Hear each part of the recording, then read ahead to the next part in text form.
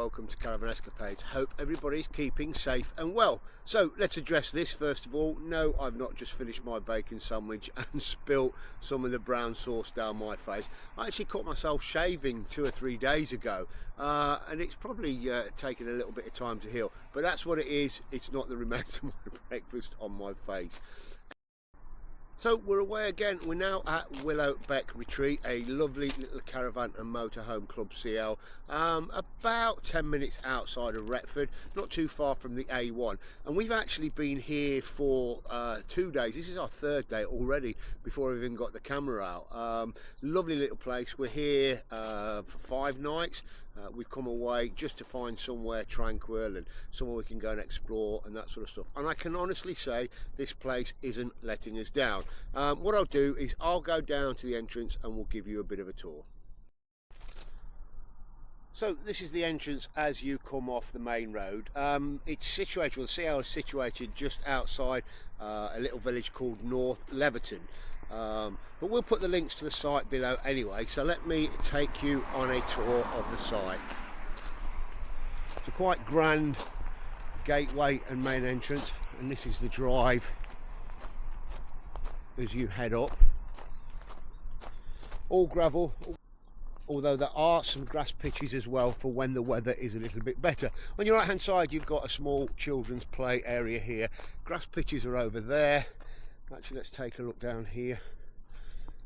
There's a little brook that runs through the site. All of this area is usable to yourself. Obviously in the wetter months it's not so nice to be on the grass, but you can imagine in the summer playing out here with balls, having a picnic, that sort of thing. So again, there's a little play area there for the children.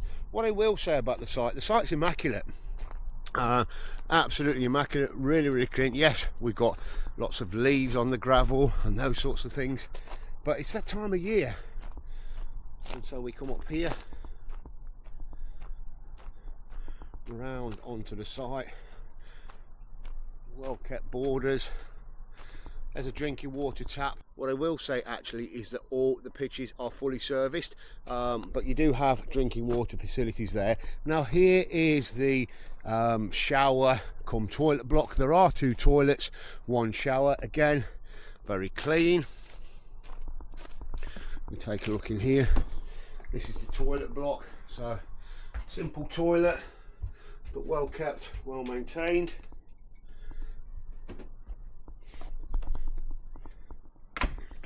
And then we go around here to the shower, and I've already used the shower 3 times.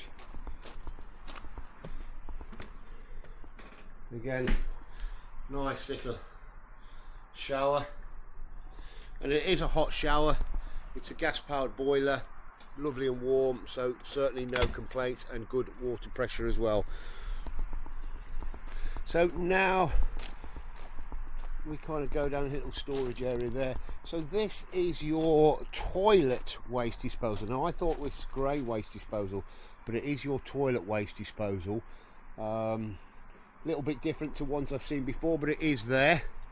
Again, your children's play area, little picnic table and bench. And then let's just head over here into the office area. There are picnic benches dotted around, and certainly on the pitches as well.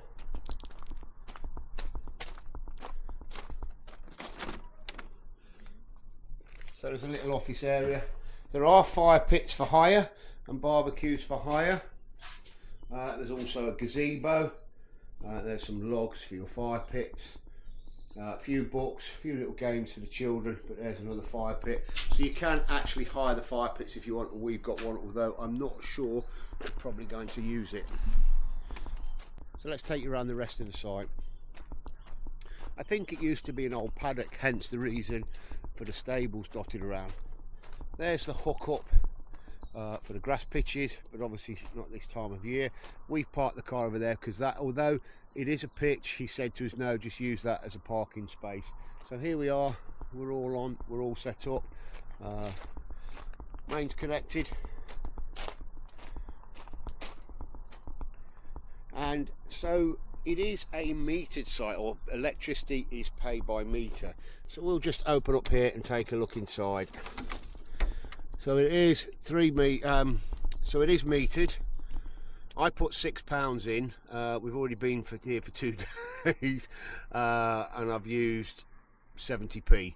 Although I will say I am running the water heater and the heating on gas. But no, it seems pretty reasonable. So it literally just pound coins and £2 coins.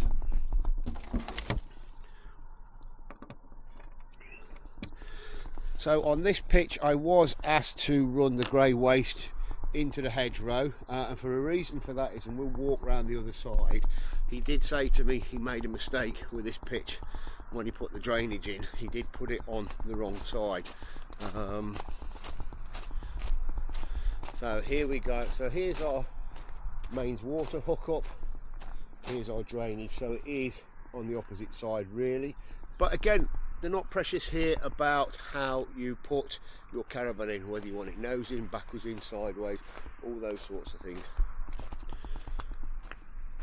And we have a couple more pitches over there. There's a pitch there at the end, there's another pitch down there. So it is a nice site. The first night we were here, we were the only ones, and it was lovely and tranquil. But even now we've got a couple of neighbours, it's still absolutely fine. So price for this site, it is £25 a night, and I think for some that might be at the top end of what you're willing to pay for a CL. I think for us, we find it reasonable. You know, the facilities are great, the site's immaculate, it's a fully serviced pitch, so you know, I am willing to pay that sort of money, whether you guys are as well. You know, let me know in the comments below. There is metered electricity on top of that as well. So I mean, what have we used electricity wise? You know, we've used about 50p a day, so you know, another 50p on top, so £25.50 for your pitch here. So let me know what you think. Let me know what you think. You know, what are you guys willing to pay for a CL site? Anyway, we're going to go off and find something to do today, and we'll come back to you in a bit. So literally 5 minutes walk. Would you say 5 minutes walk, guys, from the campsite? 5 minutes walk is South Leverton Windmill. Here it is, and apparently it is the oldest working windmill in the UK. So there's a visitor centre here. If you do want to come down and have a look, what I would suggest is that you check opening times, that sort of thing. So let's have a quick look in the visitor centres here.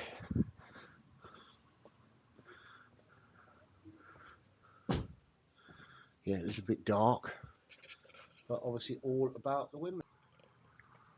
Here are your opening times. It is only open Saturdays, April to September, 11 AM to 4 PM, and then October to March, 11 AM till 3 PM. That's it, didn't it? Oh, yeah, there's another little piece somewhere there behind. And that snapped off the other day, look. This is so old, it's even older than me. And bits are dropping off me as well. That's the downside. And it snapped. And So just inside the mill, you can see it's still very much a working mill. Hey, I'm putting you in charge. Look after these. Make sure they behave. And you can still buy the flat. So we're on the next floor up. This is where the wheat drops down. As you can see, we've got the old millstones here.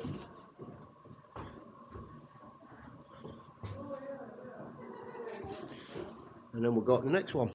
And this is the granary floor, literally where all the grain comes up through there. It's a little darker in here, but we are at the cap, or in the cap, at the cap of the mill, so the very, very top of the mill. We can see out there, you can just see one of the sails. And this is all free as well, so if you are here, it'd be worth making a little done. So a bit of a whistle-stop tour of the windmill and the visitor centre, but if you are this way, definitely worth a visit, definitely worth taking a look and coming and spending an hour or so here. So when we arrived the other day, we did actually meet Abraham, the owner of the site, and what he explained to us was that he really wants the site to be kind of very much a self-service. They don't live on here, there is nobody living on site, and he does live a few miles away and comes down every couple of days. First of all, he was incredibly helpful with loads of information, lots of help, that sort of stuff. But I think the idea was he doesn't allocate pitches. You turn up, you find a pitch that suits you. you kind of do your own thing within reason. Obviously, from an electric point of view, you put your own money in the meter. So it is very much a relaxed kind of come as you go site. You know what, we do love being out in all sorts of weathers in the caravan, but there's something special about one of those autumnal winter mornings where there's not a cloud in the sky, the sun's shining. You just can't beat it, can you?